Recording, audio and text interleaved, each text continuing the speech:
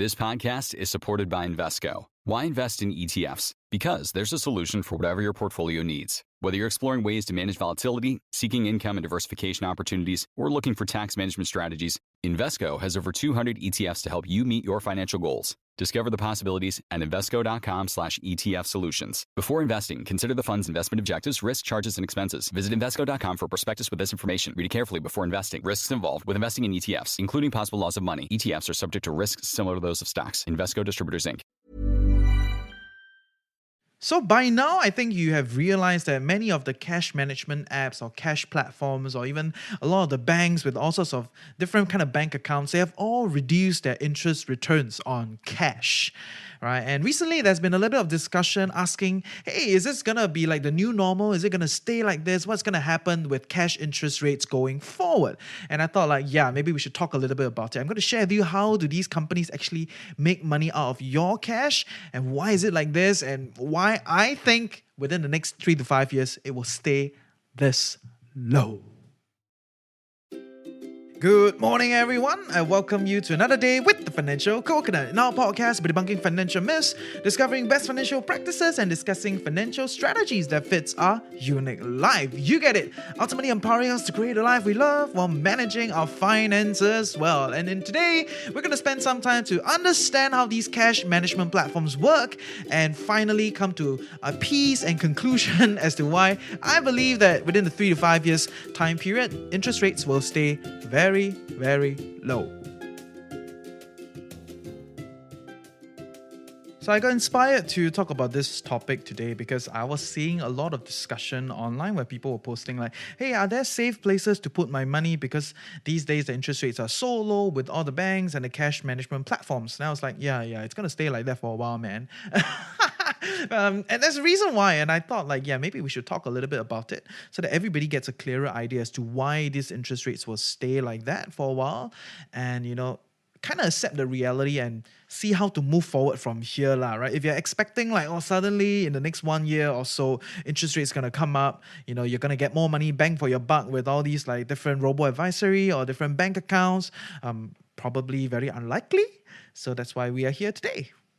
And yes, while I do get the appeal of these kind of cash platforms and trying to kind of milk more interest out of it, I do think that in the longer term, if you really want to make your money work hard for you, you cannot run from the equity markets, right? So while I'm not advising you or giving you any kind of buy this or do that, I think realistically we've covered a lot about the long-term potential of being in the stock market. And it's just, I know a lot of people are very concerned. I don't want to lose my money, I don't want to go bankrupt. So okay, go and listen to some of the episodes we talk about why people go bankrupt in the stock market. And I think a lot of these are actually kind of passed down from our parents, because our parents went through a period of Asian financial crisis and 2008 financial crisis. So there are a lot of battle scars, and that's why kind of a lot of people are very afraid of the stock market. But I do get the idea, because a lot of these guys, they're just gambling. They don't really understand what is going on in the stock market, right? So today we're not going to focus on that, but I just want to tell you about this because I do think too many people are trying to, quote unquote, play it safe. And in my view, it's sometimes when you play it too safe, you're actually just outright losing, right? So don't need to be too, too into this whole we're going to get more interest rates and whatnot. And I'm also going to just kind of take this opportunity to share with you why, this is going to be the new reality and hopefully give you a better understanding as to, maybe you could kind of move your money elsewhere for this period of time, okay? So I'm going to break down some of the reasons why they're going to stay so low. But before that, I'm going to just kind of give you an idea what are these cash apps trying to do, okay? I'm just going to classify all of them as cash apps, okay? It's very hard to just keep, talking about them like robo, banks, all those, whatever. So they're all just cash apps trying to take your cash and give you some sort of interest, okay? And in simple terms, when these apps gather your money in the form of cash, meaning you did not buy any investment or you did not buy any product, so you just put your money there and you subscribe to whatever they call it, auto sweep, or is it cash plus or cash whatever, right? So you subscribe to this product which is cash. However it is framed within their app, what actually do? They cannot take your money to go and buy investments or kind of invest in different things. The best that they can do is to take your money and put it to what we call money market funds. okay, or short-term bond funds, right? Which are, they're all kind of talking about the same thing, slightly different, but essentially very, very short-term money market funds with high-quality loans, government bonds, and all those kind of things, right? Essentially, very, very cheap and low risk kind of things. And why are short-term funds very, very low risk? Because if you understand how debt works, the longer the runway, the longer the debt term, the riskier it is, right? Which is why you get paid a premium for like 5 years, 10 years, 30-year bonds, right? The further out it goes, the risk of defaulting, the risk of things happening becomes higher, so you're paid higher, right? So that's what we call the bond curve. And I know bonds are extremely under-discussed, and yeah, but actually the bond market is bigger than the equity market. But that's a discussion for another day. And if you have not checked out our episode with Chun Ting from Money Owl, you can definitely check it out in the earlier Chills with TFC episode. But money market funds essentially buy bonds from like statutory boards or governments or like super, super big companies that are like AAA credit or like just super, super safe and for a short period of time, usually within a few months, right? That's their bond length. And when you look at it from that viewpoint, right, why people call it money market? Because it's like as good as money, right? Because it's like bao jia lah, like almost you they will pay it back regardless. Does not mean they're risk-free. It's just a common way of putting it and saying it as like super, super high quality debt and over a short period, very short period of time. So yeah, that's kind of how people see money market funds. Of course, there are a lot of intricacies involved, and I will not go deeper into those stuff. But just need to understand that whenever you buy into these cash apps, you put money with them, they actually take your money to put into money market funds, and these money market funds buy all these kind of bonds out there that are very, very high quality. And when we say that a bond is very high quality, it means that they will pay you back, which is also why the interest return is very, very low. Okay? You get the idea, huh? So now I'm going to share with you why these interest rates will stay low for an extended period of time. And the first reason is the Federal Reserve, the US central bank, is keeping their Fed's funds rate at 0 to 0.25%. So the central banks actually have a very complicated relationship with the financial ecosystem and even to your retail banks. So there are the things that we call primary dealers, secondary dealers, and funds rates. All these are highly, highly complex. I will not go into them, but if you are a geek and you want to check it out, hey, check it out at Macro Voices. I love that podcast. I think they take a lot of time to kind of share with you what's going on, and also check out this other thing called Euro Dollar University. I think you can learn a lot from those guys there.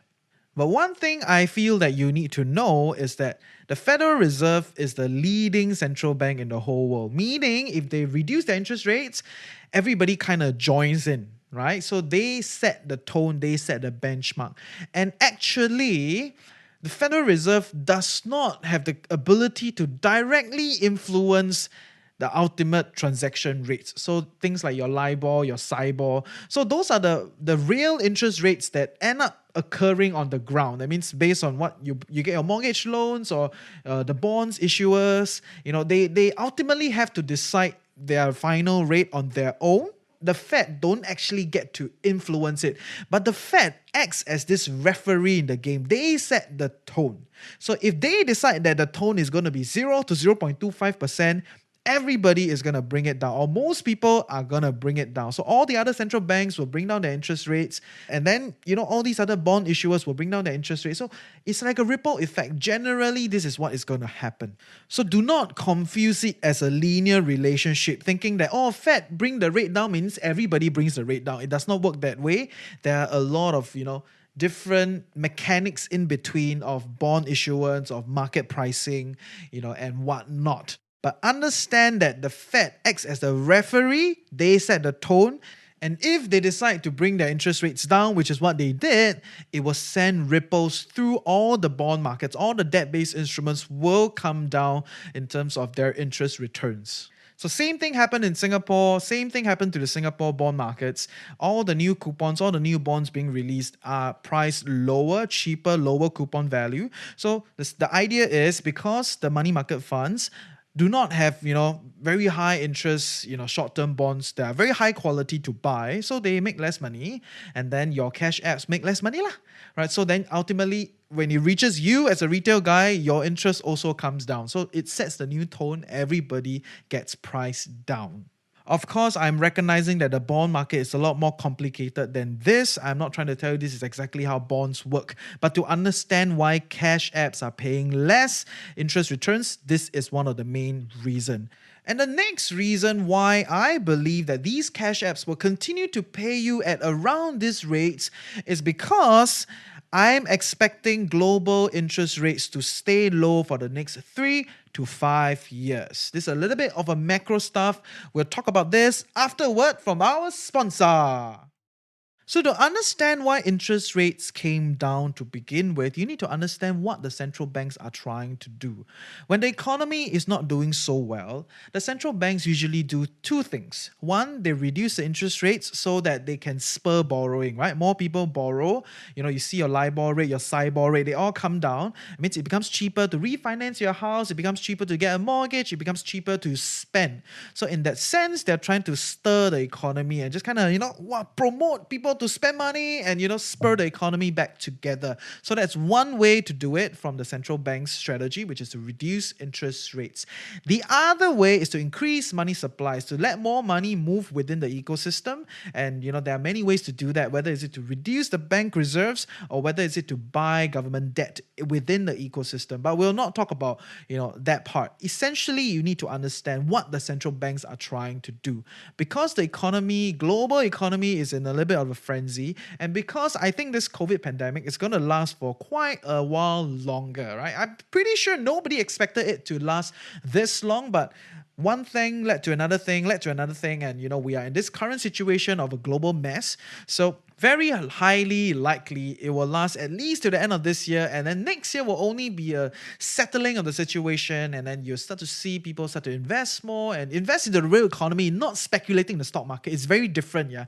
Investing in the real economy is like buying houses or setting up factories, hiring people. That is investing in the real economy. Investing in the stock market is just buying a counter and thinking that this business will do very well over time, or you can speculate the price movement. So what we want to see, what most say until like 我是 central bank. Now, what most central banks and most government want to see is they want to see the money going into the real economy, and that will create jobs, that will spur spending, that will allow the whole economy to come back stronger and better, and not just the stock market going up. So because that is the goal of the central banks, and because of the mess that we are in today, on top of pandemic, on top of job losses, on top of the changing market, everything, I'm expecting interest rates to stay very low for the next 3 to 5 years. One more year for this whole pandemic to kind of settle in a bit more. Second year for the capitals to start to see, okay, where do I invest? Because once it's more settled, people can start to invest. And third year to continue to promote more and more investments into different aspects, to hire people, to start factories and whatnot. So in the next 3 to 5 years, interest rates will stay low because we are trying to promote the economy through this kind of stimulus strategy. And that is something that will ultimately then lead to lower interest rates across the board, right? So if you are buying mortgages, yeah, lower interest rates is good. But if you are, using all these kind of cash apps, then you are expecting lower returns also, because that is what is the market going forward. Which brings me to point number 3, and that is these cash apps, right, are actually market sensitive. They are competing with each other. They actually are comparing, they don't work in a silo. Okay, so for the longest time ever, all these banks and financial institutions, they have been using your money to do all these kind of stuff. So they have been making that 2%, 3% without you knowing. But then today, because of all these robo-advisory or banks trying to go direct, they're trying to attract you, right? So they're trying to attract you, and one of the ways that they have decided, the market have decided, is to provide you this kind of cash management interface, cash management tools and apps, right? And that's kind of where it came about, right? Because before this, people don't really talk about these stuff, and one of the reasons why they're doing this is because they want to build trust with you. You need to understand, for you to put money into a platform, to put money into a bank, or put money with an app, it's quite crazy, like 10, 20 years ago, that would Nobody would have thought of it. You just tie your my info, tie your bank, and then straight away wire money to a platform. It's pretty crazy, right? So one of the ways for them to get to do that is to build the trust with you. So how do they build the trust with you?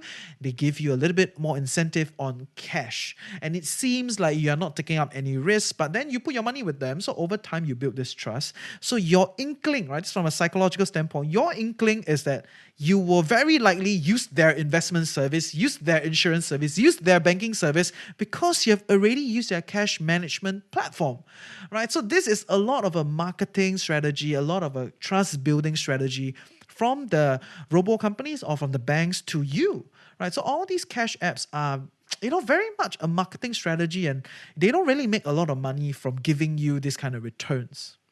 That does not mean they don't make money, but relative to other services, they don't actually make a lot of money. So when you look at it from this angle, you start to realize that if there is no big boy in the game increasing the interest rates, it's very hard for everyone else to increase, because why bother? As long as you're a little bit higher, market mechanism, right? As long as you're a little bit higher, people will come to you. So there is no real interest to raise, even if global interest rates come up. So it will be a lagging thing. So after economy comes back up, central banks will adjust their interest rates, and then after they adjust their interest rates, reference rates come up, then all these kind of cash apps will slowly adjust their interest rates to come back up to attract your money. But from now to then, it's very unlikely, because they are all looking at each other. If no big boy in the game is increasing and giving you more interest, then why do I bother giving you more, right? If I give you 0.25 more or zero point 0.5 more, I'm already like paying you a lot. So generally, the guys that are giving the highest interest, they are marketing like crazy. I don't want to name names, but you can see it, right? They're disturbing you on Facebook, on YouTube, and that's good enough. If generally nobody is going to increase it, then this will stay like that for a long, long period of time, because they don't actually make money from this. They're just trying to use it as a marketing tool, and they're trying to use it to build trust with you, to get you to come to their platform. Right? So that is kind of why I believe that interest rate will stay very low until some big boy decide that, okay, we're going to raise it up, and then the whole market will kind of move along with it, because they are competing with each other for your money and your trust and, your faith with them.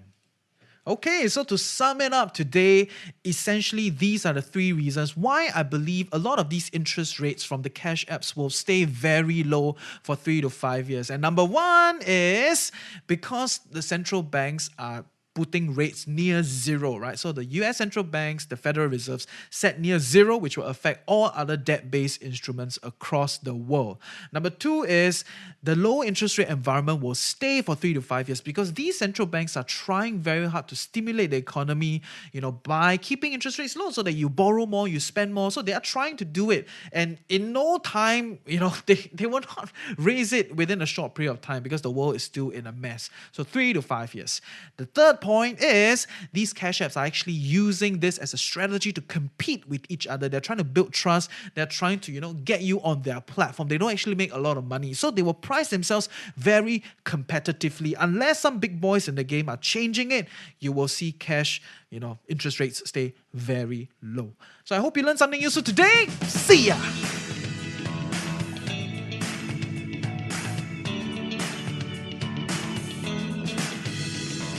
Hey, I hope you learned something useful today, and truly appreciate that you took time off to better your life with the Financial Coconut. Knowledge is that much more powerful and interesting when shared, debated, and discussed. Join our community Telegram group, follow us on our socials, sign up for our weekly newsletter. Everything is in the description below. If you love us and want to help us grow, definitely share our podcast with your friends and on your socials. Also, if you have any interesting thoughts or you know anybody that has interesting ideas, reach out to us through hello@thefinancialcoconut.com. With that, have a great day ahead, stay tuned next week, and always remember, personal finance can be chill, clear, sustainable for all.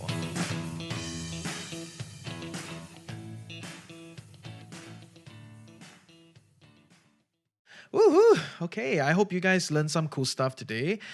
It's actually very hard. I really sincerely tried to explain the broader financial, the broader money markets, with the primary dealers and all. I tried, but I failed. Okay, so if you guys are like super geeks and you want to learn about how the global money market actually works, right? That means like how the central banks, how the primary dealers, how do they put money into the ecosystem? Who actually regulates this whole thing? Which is also why I believe that Bitcoin will not take over the world, because it is a lot more complicated from a multi-interest perspective. So yeah, you can check out Eurodollar University, or you can check out Macro Voices, right? So I listened to a lot of them. I think they're pretty good. And yeah, you can just go and have fun, learn some good stuff. And if you have any questions, feel free to come back to us. Later this week, we will have the largest insurance aggregator in Singapore. I think there are a lot more than an aggregator today to come on. So PolicyPal, founder of PolicyPal, Val, will be with us to kind of give us some insights from the data they have collected, which is the power of digital finance. If you think about it, they have so much data at the back to support their research and support their understanding. I think it gives them some advantage. So I'm going to get them on to kind of squeeze out some good juices from them, and kind of give everybody a clear understanding of like what is the kind of insurance trends out there, and what is the kind of health plans, and what's going on, and how can we be better as digital natives using digital finance tools. So see you later this week. And next week, we're going to talk a little bit about what I think is problematic in the robo-advisory space, right? So I think robo-advisors are amazing based on what they have done and the kind of leverage on technology to serve a broader market, right? So I don't think I think they're revolutionary in some ways, but they have also created some problems in the sense of like the kind of engagement and the way we use it. It may not exactly be aligned with some of the fundamentals of personal finance, and we'll talk about that next week. So take care, see you. Thanks for, hanging out. Bye. This podcast is supported by Invesco. Why invest in ETFs? Because there's a solution for whatever your portfolio needs. Whether you're exploring ways to manage volatility, seeking income and diversification opportunities, or looking for tax management strategies, Invesco has over 200 ETFs to help you meet your financial goals. Discover the possibilities at Invesco.com/ETF solutions. Before investing, consider the fund's investment objectives, risks, charges, and expenses. Visit Invesco.com for a prospectus with this information. Read it carefully before investing. Risks involved with investing in ETFs, including possible loss of money. ETFs are subject to risks similar to those of stocks. Invesco Distributors, Inc.